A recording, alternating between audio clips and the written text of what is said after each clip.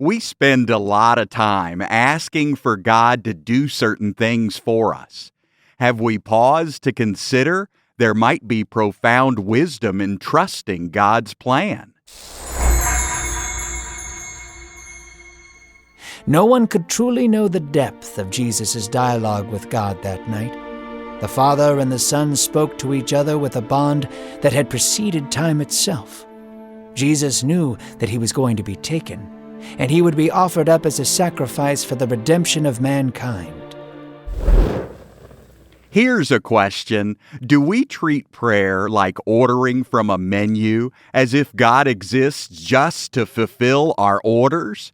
Prayer can be more than just making requests. Prayer is also how we get in tune with God's plan and make the choice to trust His plan rather than our own. Hi, I'm Dr. Andrew Farley, and welcome to another episode of the Heartbeat of Faith podcast. Our mission is to understand the major themes of the Bible. This week, we've been looking at powerful prayers. We aim to understand the heart of these prayers, and today's prayer was uttered by Jesus himself. Kneeling in the Garden of Gethsemane, Jesus was anticipating the daunting mission ahead of him. He was going to suffer and die on our behalf. Even for Jesus, the task seemed heavy to bear. Jesus led them to a garden called Gethsemane. There, Jesus would anguish over what was about to happen. He told his disciples to wait for him while he prayed. Then he took Peter, James, and John to go further with him. "My soul is filled with sorrow even to death.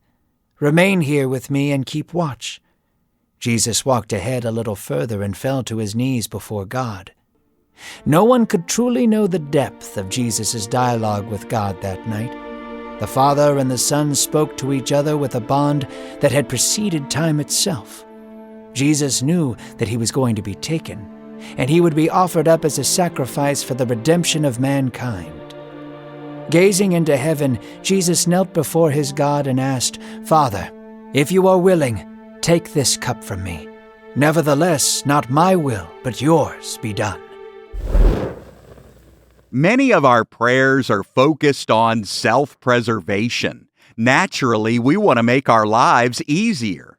Jesus, in view of what was ahead, preferred another way if there was one.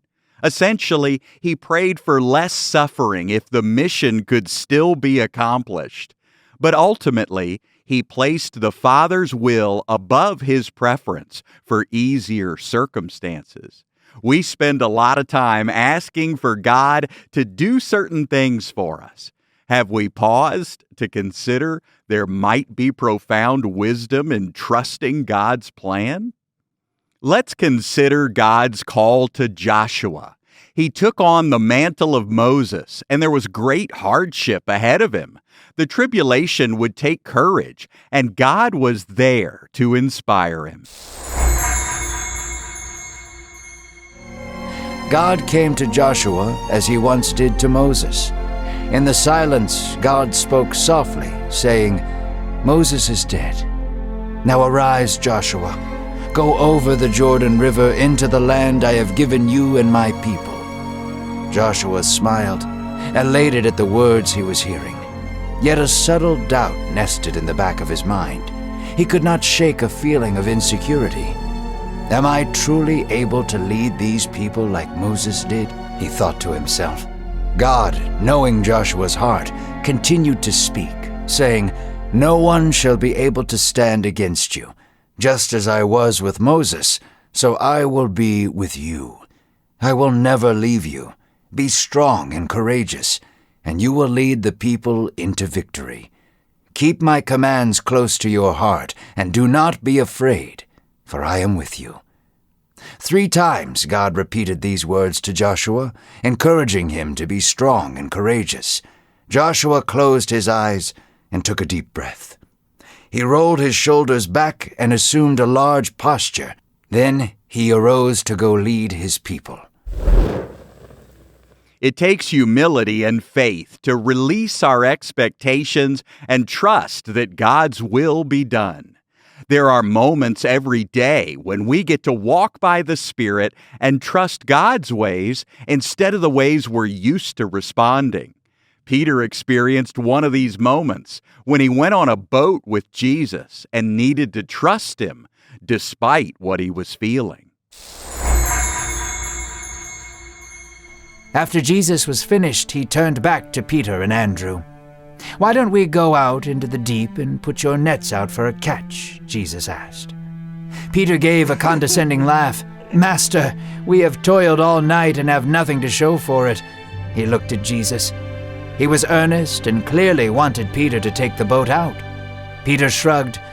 "Fine, at your word, we will go out." So Peter and Andrew reluctantly took the boat out.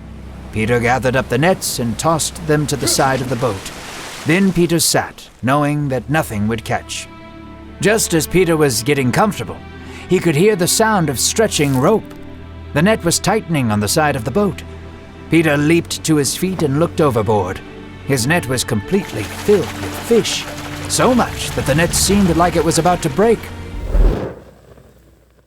Jesus modeled trust of the Father for us when he prayed for God's will to be done. He was willing to experience the more challenging path if it meant that God's plan would be carried out. The objective was the redemption of humanity, and it was worth it. Prayer can align our attitudes and thoughts with God's and help us see things from a healthy perspective. So here's a question. Do we treat prayer like ordering from a menu, as if God exists just to fulfill our orders?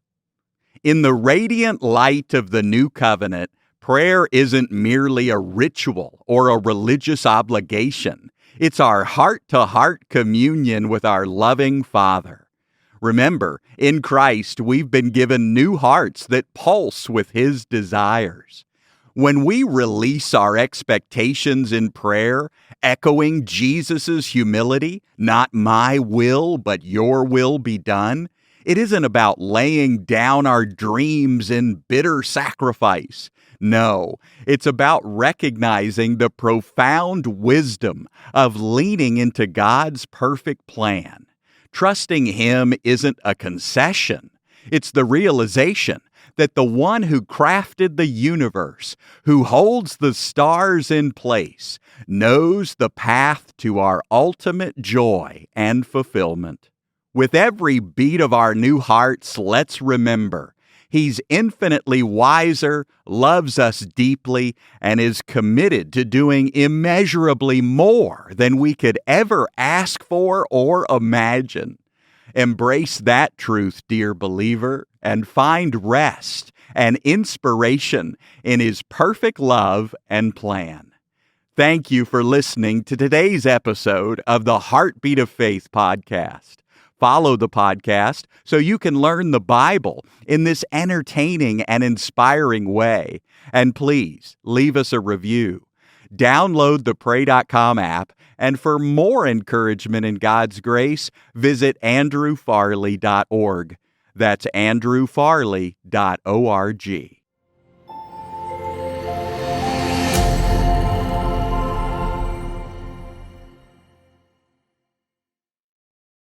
America's federal debt just reached $33 trillion, and many economists predict the weight of this crippling debt load will soon topple the whole financial system. Concerned Americans are diversifying their assets into physical gold with the help of Birch Gold Group. If you want a physical asset held in a tax-sheltered retirement account, you should call Birch Gold too. But learn for yourself. Text the word heartbeat to 989898. and they'll send you a free info kit on gold. If you have an IRA or a 401k from a previous employer just gathering dust, Birch Gold can help you convert it into an IRA in gold, and you don't have to pay a penny out of pocket.